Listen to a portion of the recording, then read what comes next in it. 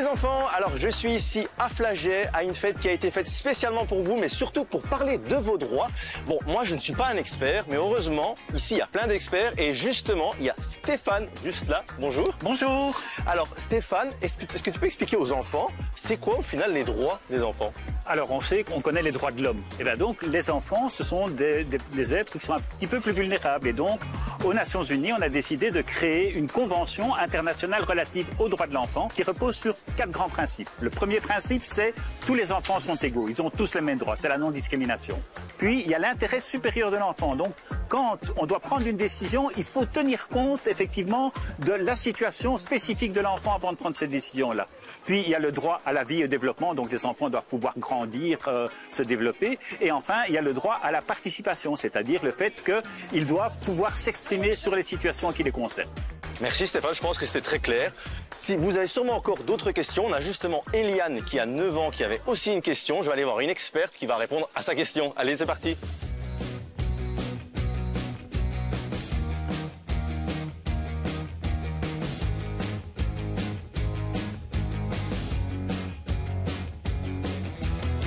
Bonjour Anna. Bonjour. Alors, il y a Eliane qui avait une question pour toi. Je vais te donner le téléphone, tu vas la regarder et je te propose après de répondre aux enfants qui nous regardent. S'il te plaît. Quand sont nés les droits de l'enfant et pourquoi? C'est une excellente question. C'est pas une question facile, mais du coup, tout a commencé en 1924, quand Églantine Jebb a décidé de mettre en avant l'importance des droits de l'enfant et de protéger tous les enfants. Donc il se passait plein de choses dans le monde et elle a décidé avec d'autres adultes, en tout cas, de créer un premier texte qui reconnaît que les enfants ont besoin de l'aide des adultes et d'une protection spéciale parce qu'en fait, ce sont des êtres plus vulnérables.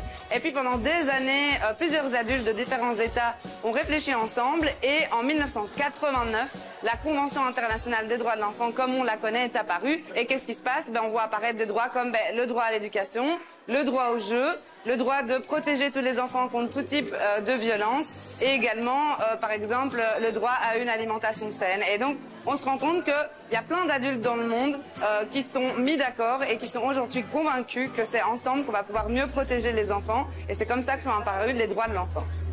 Merci beaucoup Anna. Avec plaisir. Alors les enfants, il n'y a pas que Eliane qui avait une question, il y avait aussi Maya. Donc je vais aller voir un autre expert. C'est parti.